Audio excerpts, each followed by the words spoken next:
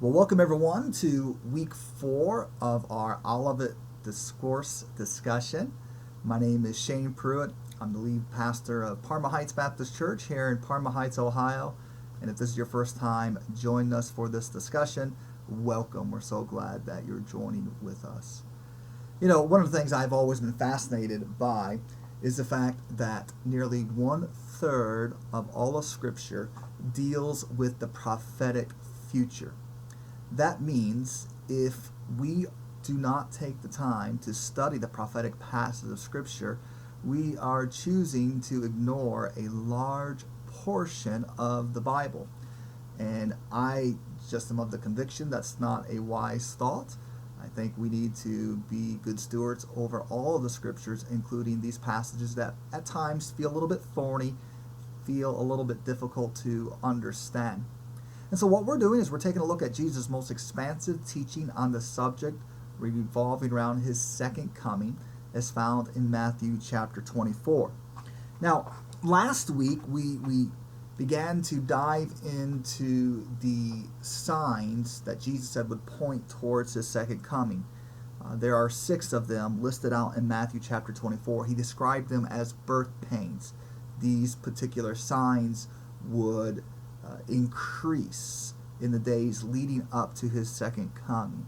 And so last week we looked at Matthew 24 from verses 4 through 14, and we described what those 6 birth pains were and what they would mean in the coming day of that period that we often refer to as the tribulation period.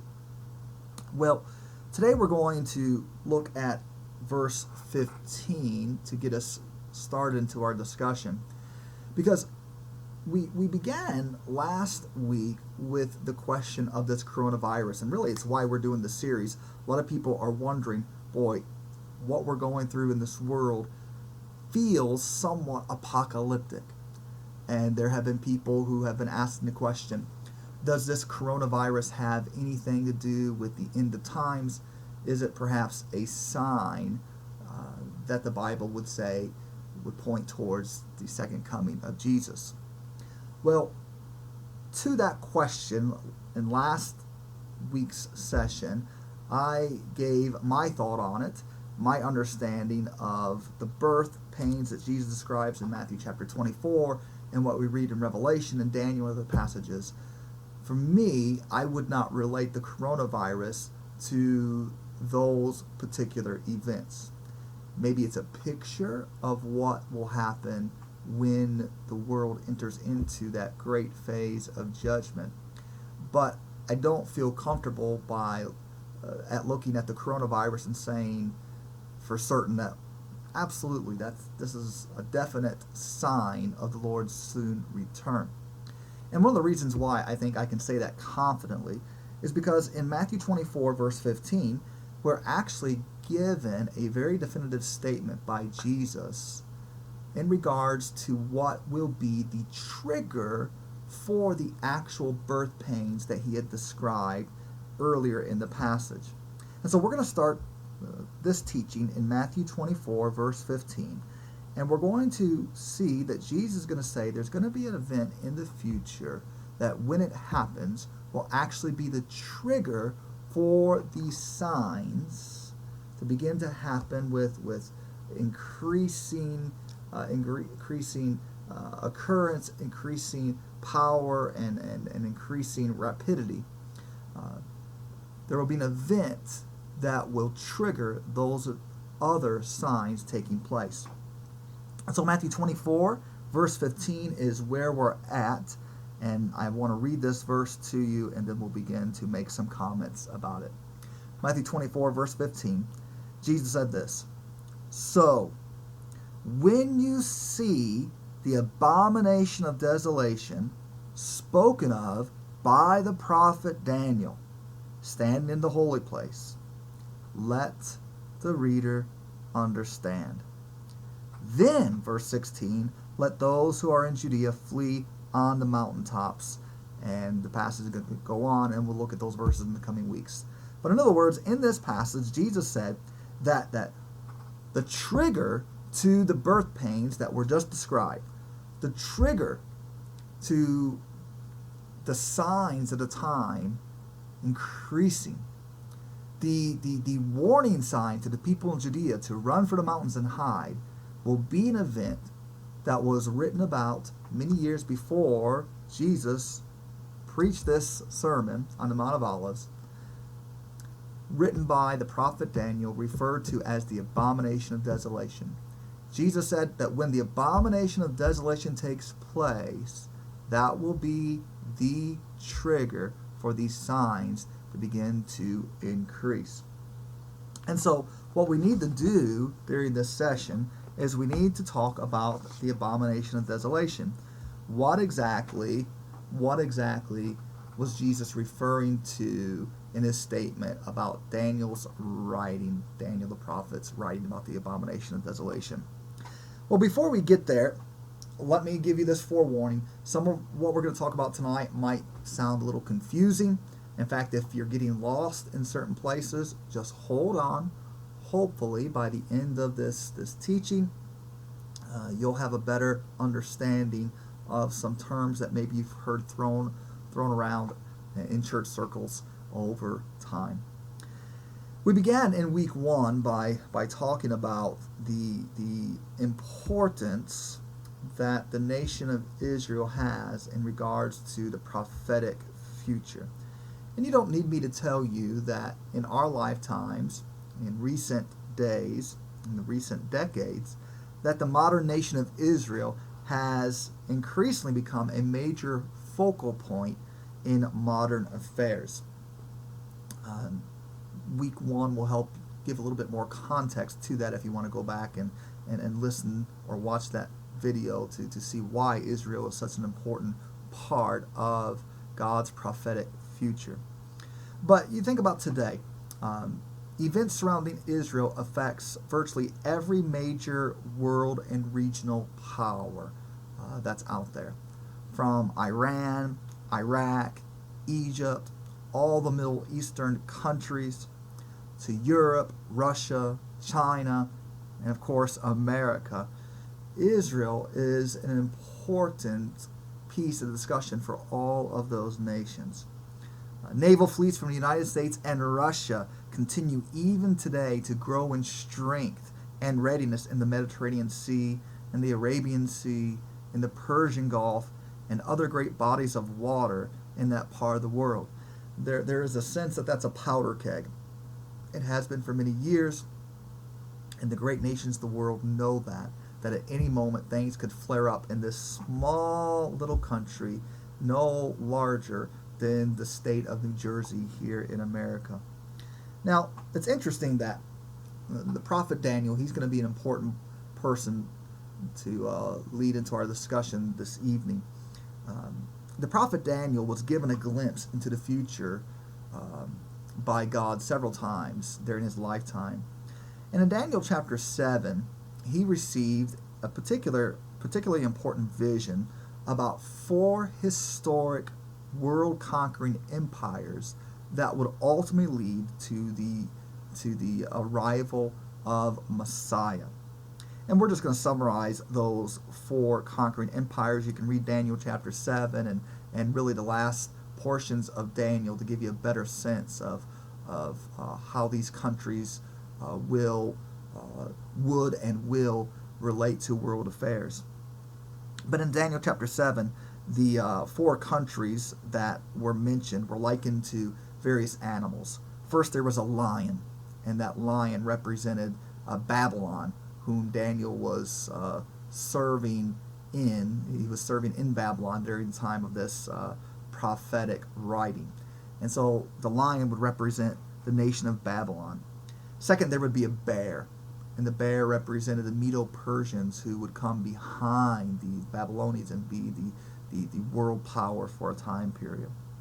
And then Daniel was told about a leopard, and that leopard would represent Greece, ancient Greece, who became the next world conquering power after the Medo-Persians. The 4th beast that is described was a different type of animal altogether. Listen to Daniel's description of this beast in Daniel chapter 7, verses 24 through 26. Daniel 7, verses 24 through 26. Thus he said, "The fourth beast shall be a fourth kingdom on earth, which shall be different from all other kingdoms, and shall devour the whole earth, trample it, and break it into pieces. The 10 horns are 10 kings who shall arise from this kingdom, and another shall rise from among them. He shall be different from the first ones. He shall subdue 3 kings. He shall speak pompous words against the Most High, shall persecute the saints of the Most High, and shall intend to change the times and law. Then the saints shall be given into his hand for a time, and times, and half a times." Now, this fourth beast is representative of the world powers that will be engaged during the times of the end. During the end times, as they're often referred to, there will be this Antichrist figure that will head a confederacy of 10 European nations that will be that will generally correspond to a revived Roman Empire, a Roman Empire that was certainly vibrant during Jesus' day. There's going to be a revival of that Roman Empire made up of according to Daniel, 10 main, what we would say would be European countries today. At first, this Antichrist figure will pretend to be Israel's deliverer from her enemies, and will make a treaty with them to protect them.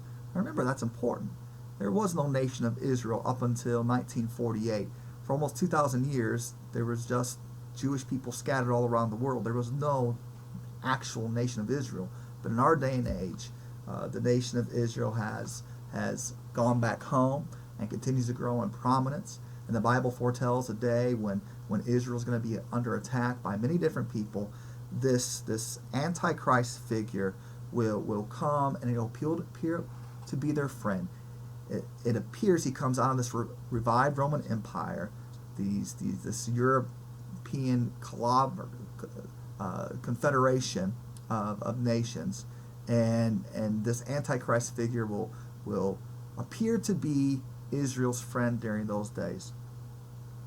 But ultimately, this figure will show his true nature and his true hatred for God and for the people of Israel. And it is while he is occupying Israel under the guise of being a friend of Israel that he will commit what is referred to as the abomination of desolation. And when this abomination of desolation takes place, the abomination of desolation will be the trigger that will lead into the final portion of that period that we call the tribulation period. The final half, the final 3.5 years, is often referred to as the Great Tribulation period. That's when all those signs those 6 signs that we just read about will increase and begin to happen with great fear being cast across the nations. So let's talk about the abomination of desolation in a little detail here. The word abomination refers to an object of disgust and repulsion. The phrase abomination of desolation can be translated to simply mean the abomination that lays waste, or the abomination that causes desolation. Now here's where it gets a little tricky. Daniel referred to the abomination of desolation 3 times.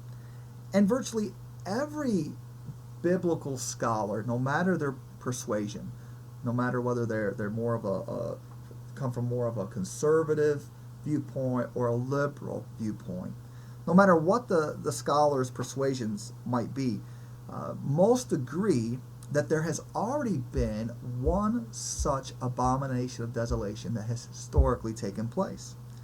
And the man who committed the abomination of desolation in the past was a Syrian king by the name of Antiochus, who ruled in Palestine from 175 BC to 165 BC. Antiochus was a very interesting figure. He was ruthless, he was wicked, and he did something very terrible. He took upon himself a title. He had a highly exalted view of himself The title he gave himself was Theos Epiphanes, which meant manifest God. He declared himself to be a God amongst men. Interesting enough, his enemies gave him a different name, and that name translated to being not manifest of God, but a madman or insane one. They didn't necessarily view him as a godlike man. They viewed him as a madman, and he was. In one of the ironic twists of history, when he died in 163 BC, Antiochus had become a complete madman and was totally insane. And the result of which was him being driven mad by the military defeats to a Jewish rebel, the Jewish rebel Maccabees. Now, the Apocrypha, there are two Apocrypha books called the Book of Maccabees, the First and Second Maccabees, which vividly portray the time of Antiochus and the Jewish rebellion during his time. He was a ruthless man, and during his tyrannical reign in Palestine, he slaughtered countless thousands of people. He sold many wives and children into slavery, and he tried to completely obliterate the Jewish religion and the Jewish people. His ultimate act of desolation was that first abomination of desolation. And what he did is that he tried to completely destroy the Jewish culture by desecrating the Jewish temple back then. He went into the Jewish temple, and upon the altar, he sacrificed a pig. He sacrificed a pig, which of course was an abomination towards God, an abomination in the eyes of the Jewish people. And then he forced the Jewish priests to eat the flesh of the pig. He then set up his temple, in the temple, an idol of Zeus, the pagan deity. This was a great act of tyranny, and it was an abomination. And this is an event that scholars from both persuasions will look at as an abomination of desolation. But what's interesting is Jesus came upon the scene 150 years after Antiochus was already gone. And he speaks about a future abomination of desolation that again would happen in the Jewish temple. So that first abomination of desolation that took place from Antiochus Epiphanes was a precursor to an even greater abomination that would take place in the future. Now, hopefully you're with me. Hopefully I haven't lost you. But I wanted to give you a little bit of a picture of that previous abomination of desolation as compared to what's going to happen in the future. Now, what I want to do is spend the rest of our time together going over another passage in the book of Daniel that really becomes one of the most important prophetic passages that we have in regards to future events. And when it comes to timing of future things, this is a passage that we need to know. It's a passage that we need to have a good handle on. Let's talk a little bit about Daniel. Some of you might not be familiar with who Daniel was. The book of Daniel is found 2/3 of the way into the Old Testament scriptures. Daniel has historically been one of the greatest examples of what a godly man should look like and what a godly man's character should be. When he was just a teenager, his nation was completely destroyed by the Babylonians, and he was amongst a small group of people who were taken as captives into Babylon. Daniel was a man of prayer, was a godly man, and God gave Daniel a supernatural ability to interpret dreams, and this would leverage Daniel's power and influence in Babylon as years would go on. In fact, Nebuchadnezzar would have this great dream of the future in Daniel chapter 2, and he was troubled by it, and Daniel, through the power of God, was given the ability to interpret that dream that would speak to not only Nebuchadnezzar's future, but in a similar way as Daniel chapter 7, speak to coming kingdoms that would lead to the eventual reign and rule of Messiah. But what's interesting is Daniel was a student of Scripture, and he came across a passage and in his time at Babylon that clued him into the time of the captivity for the Jewish people then in Babylon. He came across Jeremiah, where Jeremiah 29:10 had said, "When 70 years are completed for Babylon, I will come to you and fulfill my good promise to bring you to this place." Now Daniel interpreted that literally. At this point, Daniel was an older man. At least 67 years had passed from the destruction of Jerusalem to his study of God's word that revealed that promise that the captivity would only last 70 years. And so Daniel had this literal understanding of the fulfillment of prophecy. And this led Daniel to fast and pray before God, because he recognized something special was about to happen. There was soon going to be a decree where the people were going to be able to go back home literally to Jerusalem. And so Daniel begins to pray. He begins to pray and fast. You can read about this prayer in Daniel chapter 9. Let me just give you a picture of Daniel's intimate prayer before God in Daniel chapter 9. Daniel 9, verses 17 through 18, Daniel prayed, "Give ear, O God, and hear. Open your eyes and see the desolation of the city that bears your name. We do not make request of you because we are righteous, but because of your great mercy. Lord, listen.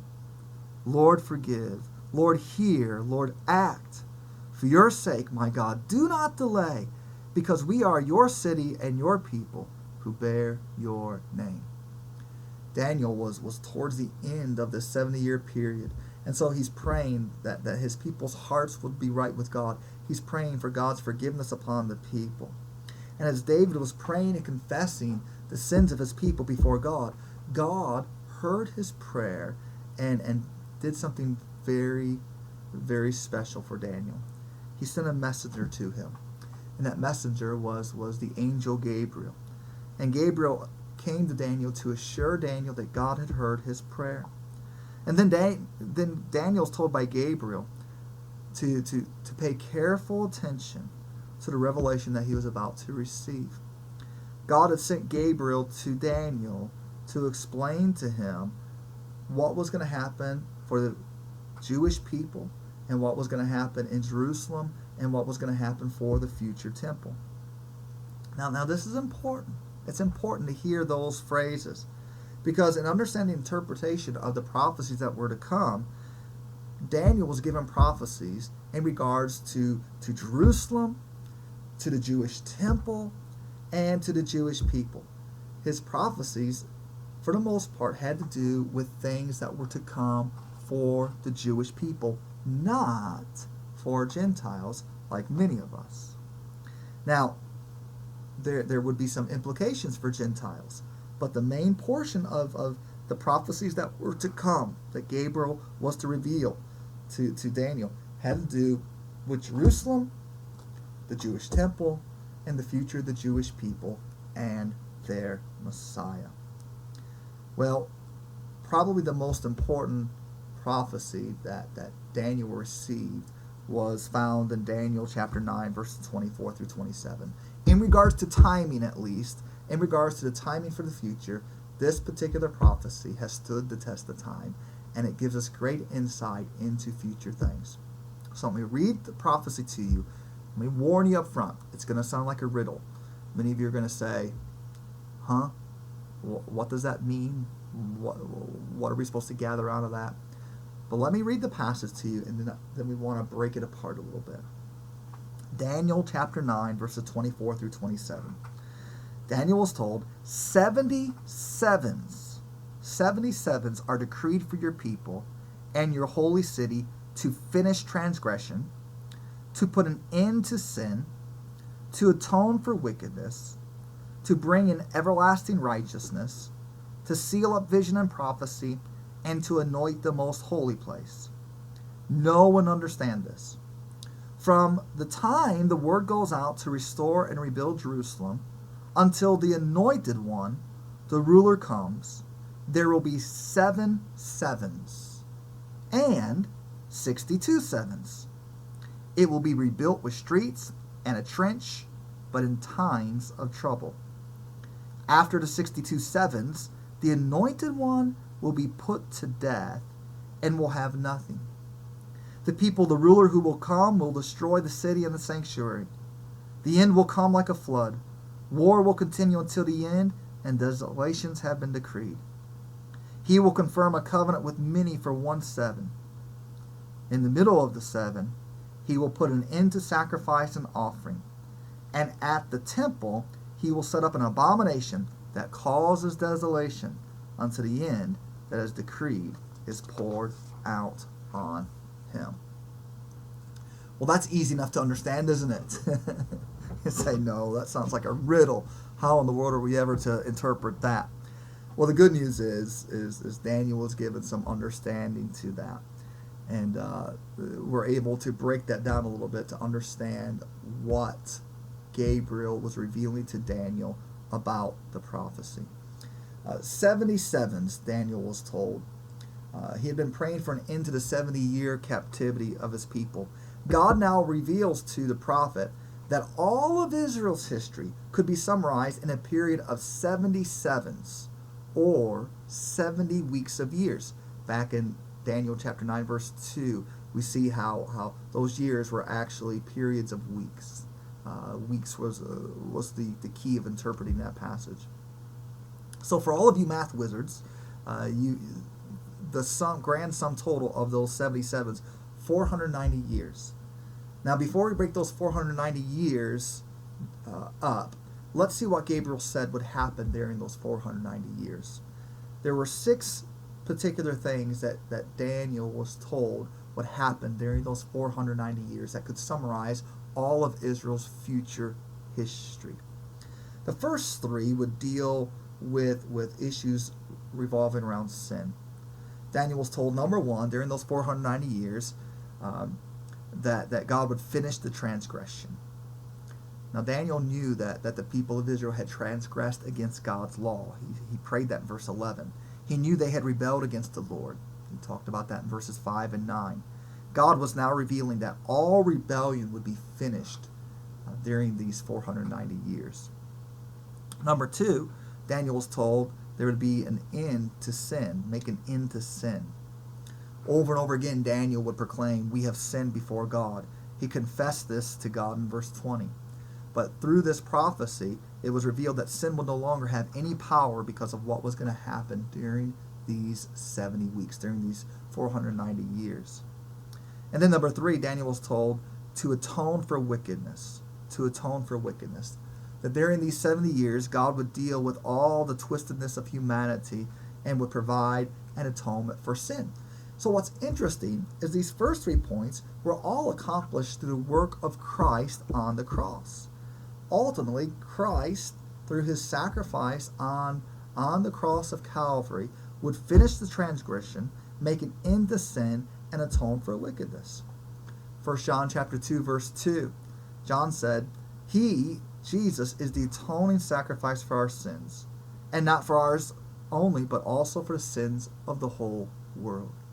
And so for the first 3 points of what was going to happen during those 490 years, ultimately, one thing that was going to happen, very important, God was going to provide a means for the end of the tyranny of sin. That's what Jesus accomplished on the cross. Now, the final 3 purposes focus on the righteousness and future reign of Messiah. The first 3 had to do with what Messiah would do for the sin nature, for the sin problem and our sin nature. He would ultimately atone for the sins of the world. The final 3 purposes had to do more with his rule and reign forevermore. And so we're told that he would bring in everlasting righteousness.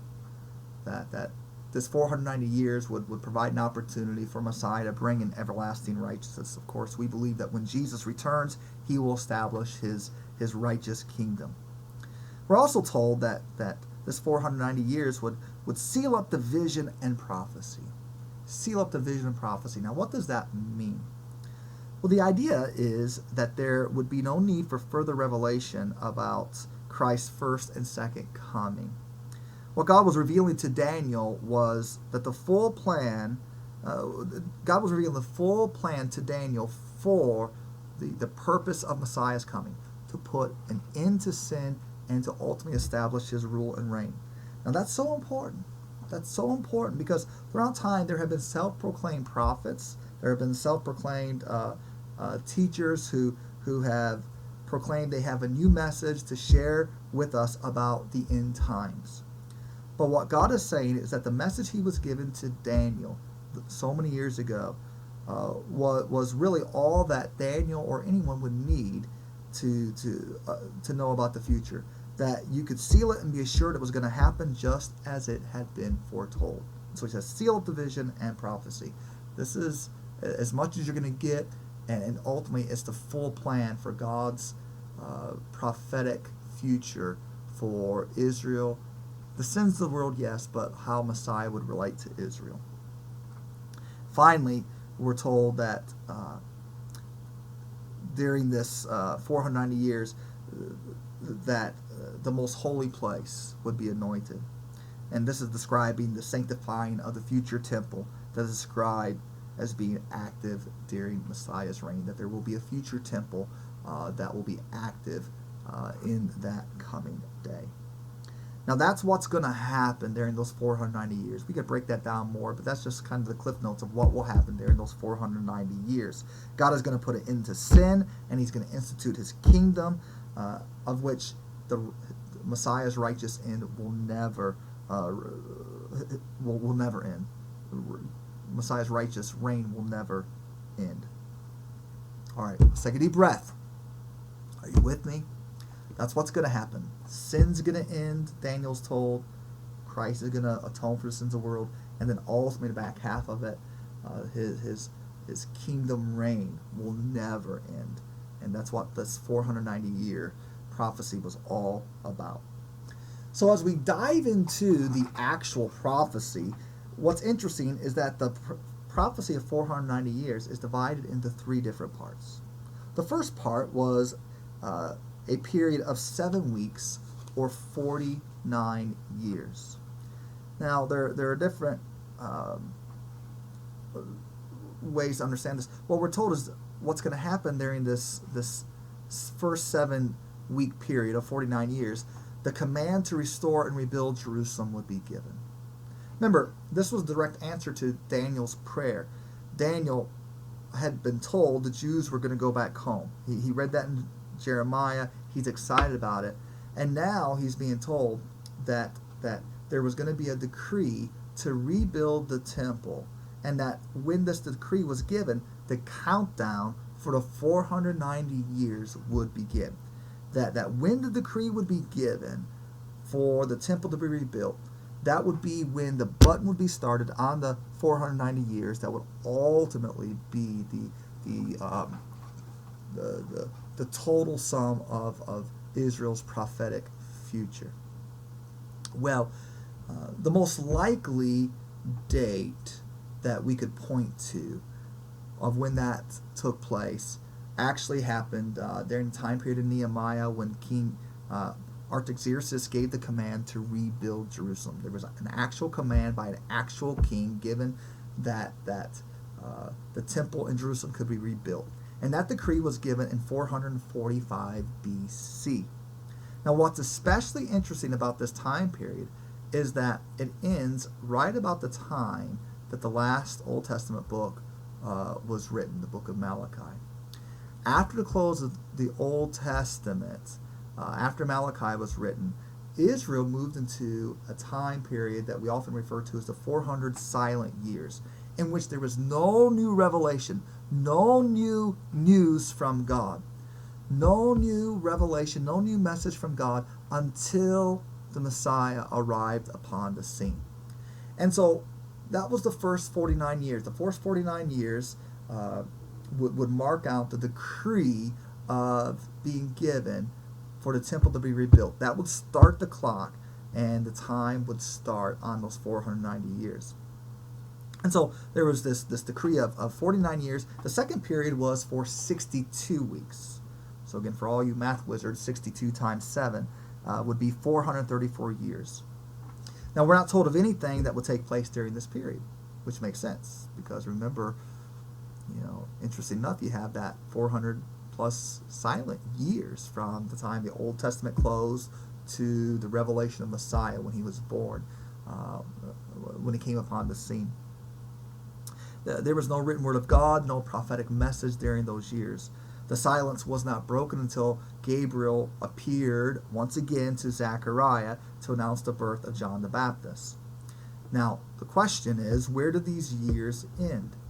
And so many have often got their calculators out to try to pinpoint the exact day in view.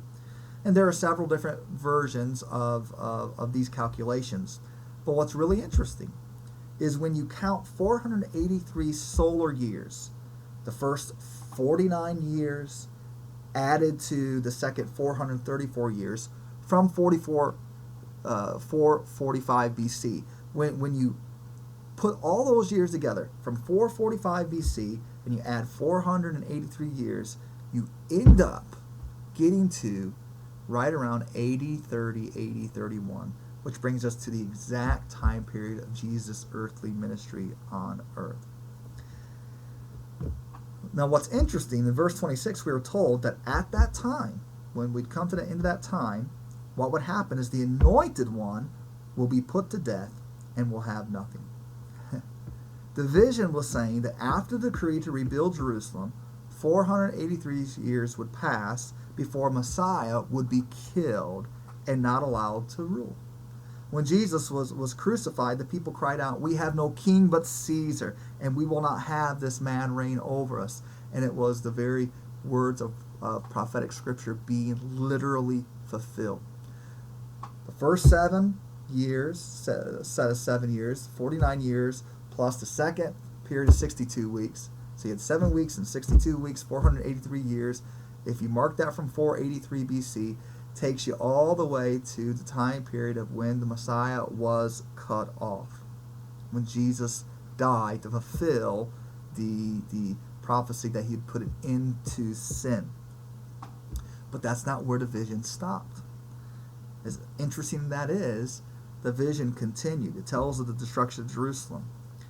We're told the people, the ruler who will come, will destroy the city and the sanctuary. The end will come like a flood. War will continue until the end, and desolations will have been decreed. Now, we've talked about this in a previous session, that the Romans destroyed Jerusalem in AD 70. The temple was destroyed, and from that time period, the Jewish people suffered great trouble and desolation. They were scattered throughout the world. Here's where it gets really interesting to me. Maybe it won't be as interesting to you, but it's interesting to me. Remember, so far we have 483 years of prophecy fulfilled. 483 years were fulfilled from the time the decree was given to rebuild Jerusalem and the temple in Jerusalem to the life and times of Jesus. But here's the thing. The prophecy was not for 483 years. No, the prophecy was for 490 years. Which means there's a missing 7 years. There's a missing 7 years. But in verse 27, Gabriel, of Daniel chapter 9, Gabriel described those final 7 years. Now, he doesn't mention any interval between the period of times. As Daniel was hearing the prophecy, he would have had no reason to think about anything but a consecutive 490 years. What he did not know is that there was, between the events of the second and third periods of time, there would be a gap. There would be a significant gap separated by thousands of years, by which we are in right now. In fact, when it comes to this final 7 years, Daniel's 70th week, this 70th week is still future. It hasn't happened yet. And so in verse 27, he says, he refers to this prince who will come, this Antichrist figure. And this Antichrist figure will trigger the final 7 years when he enters into a covenant with many for 1 7. So we've talked about this Antichrist figure, this world leader who will move into some type of covenant with the nation of Israel, a nation that did not exist for 2,000 years, that exists in our day and age, There's coming a point when this world leader, this Antichrist figure, will confirm a covenant with the nation of Israel for one period of 7 years. One period of weeks, one period of 7 years. In that future day, this political figure who will come out of this revived Roman Empire, which from modern context makes sense with attributing that to modern day Europe, will make this 7-year peace treaty with the nation of Israel. In that day, he will have the authority to end tensions surrounding Israel in the Middle East. Now, you can read about this in other places like Daniel and Revelation. But for our purposes today, we're told, Daniel tells us that this covenant is made by this Antichrist figure for 7 years. But in the middle of the 7 years, 3.5 years into it, he will break his word. He will seize the temple. And in that temple, he will put up his own image in which he will expect the world to worship him as their God. You can read about this in 2 Thessalonians. You can read about it in Revelation. This is the abomination of desolation that Jesus talked about in Matthew 24:15. That when that abomination of desolation takes place, which will be in the middle of Daniel's 70th week, at the 3.5 year period that's significant not only in Daniel, but also Revelation. When that abomination of desolation takes place, the birth pains will be triggered. Those 6 signs that we talked about last week in verses 4 through 14 in Matthew 24, they will begin to increase. Things will go crazy. And all of this will point towards the second coming of Jesus Christ. And what's interesting about this revelation is that was the ultimate answer to Daniel's prayer. God was setting the record straight. All sin and all evil would be gone, and God's people would ultimately be saved. Now, the question some of you might be asking is, well, why the interval? Why 483 years and then this missing 77 years to complete the 490 years? Why an interval? Well, this is what Daniel's prayer was all about. The time between the 69th and 70th week hasn't pertained so much to Israel. Daniel's prayer was about the future of Israel. Israel as a nation has just come back upon the scene over the last generation, 1948. They were scattered, now they're back. Just like Ezekiel prophesied, when they came back, at first there'd be no life in them. They would be bones that would be brought back together, but they would not have life into them until God breathed life into them.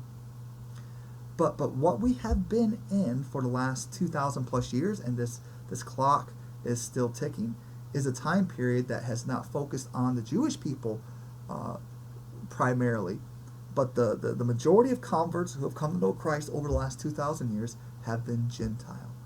And the reason why Daniel did not see a gap between those 3 periods of time is because it was not being revealed at that time period, this church age, this time in which the cross, the message of the gospel, would spread throughout the nations, primarily to the Gentiles. Daniel wasn't told about the church age. It was a mystery. Paul talks about the mystery that had been revealed to him after the resurrection of Jesus. In this day and age, God deals with the world through the church. It's why we call it the church age. When Daniel's 70th week is triggered by the abomination of desolation, the 70th week, the final 7-year period, will be triggered by Antichrist's covenant, his peace treaty with Israel for 7 years. In the middle of that, the abomination of desolation will take place, in which the signs will be triggered that will lead into the Great Tribulation period and all the terrible woe that will happen in the world. That's a lot of information to gather. For me, it's yet another evidence why I believe the church won't be here during Daniel's 70th week. Daniel's 70th week was all about Israel. Daniel's 70th week was was an answer to his prayer about the future of Israel. What's going to happen for Jerusalem? What's going to happen with the temple? What's going to happen for the people of God? The church was not in his mind. It hadn't been revealed yet. Well, for the last 2,000 years, we've been in this church age.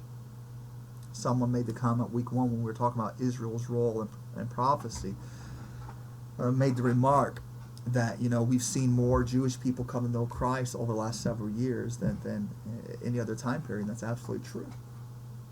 And I think if you read the tea leaves, it's just another sign of where we're at in God's prophetic roadmap. We have no idea when Christ is coming back. No one knows the day or the hour, nor should we pretend to know that. But we are able to see signs that Jesus spoke of that would take place in increasing fashion prior to his second coming. Now that's going to happen after the abomination of desolation takes place, 3.5 years into that 70th week, that final 7 weeks of Daniel. If we're already seeing those 6 things increasing in our day and age now, what does that say to us about how close we might be to the Lord's soon return? You have this absence of the church in Revelation, from Revelation chapter 4 through chapter 18. The church doesn't come back until the second coming of Christ. It is my conviction the church will not be here during Daniel's 70th week, that the next event to take place will be the rapture of the church, moving into the time period that Daniel prayed about and was given the answer by Gabriel from God in regards to things that pertain specifically to Jerusalem, the Jewish temple, and the people of Israel. In that day, all of Israel will be saved, the Apostle Paul would tell us in the book of Romans. Interesting prophecies. I hope this comes out clearly to you. I know there's a lot of dates, a lot of calculations, it can be hard, but it's to understand. But for me, the simplest way I can look at it is there were 3 periods of time in that 490-year period. 170, the first 7's 49 years, then 483 years, and then the missing 7 years. 445 BC, there was a directive given to rebuild the temple in Jerusalem. When you mark out 49 years plus 463 years, that gives you your first 2 periods of time. That's 483 years. That gets you exactly to the time period that Jesus would have been here. Somewhere 80, 29, 80, 31, depending on how you deal with those calendar dates. That's when Messiah was cut off. Daniel didn't see there was going to be a gap between the 483 years and the 490 years. We now understand that to be the church age. There's coming a time period when this church age will stop, and the signal, the moment that clock's button will be hit again is when Antichrist signs this peace treaty with a nation that just came into existence in our lifetime. This little nation that is in the front page of every newspaper around the world, that's always on the nightly news, that just came back in our lifetime. There's coming a day when there's going to be so much pressure around them. This world leader will come up and he'll say, don't worry, I've got you. I'm going to protect you. I'm going to make peace with you. There's going to be some type of covenant, some type of 7-year treaty that he goes into with this, with Israel, with the Jewish people. But in the middle of that, he will break his word, and that will trigger the birth pains that we read about in Matthew 24 last week. And so I can't do this teaching without once again asking this question: are you ready? Are you ready? There seems to be a lot of reason for us to believe that, boy, we could very well be really, really close. Really close. And if we are, and if it's true that the next event that takes place is the rapture of the church, and the church won't be here, and you move into the tribulation period, a lot of people debate that. There are different viewpoints. I believe that for strong reasons. But regardless, you don't want to be here there in that time period without knowing Christ. And if you're not ready for that day, His grace is extended to you. His offer still stands. Whosoever believeth in Him shall be saved. Do you know him? Do you know him? Thanks for joining us. Hope you'll join us again next week. Share this on your Facebook page if you would like. I think there's probably a lot of people. We've seen that a lot of people are interested in this conversation, and I think it's important information. Even though we might not understand everything, I do think there's a lot of things that God does want us to know. God bless you. Have a wonderful day.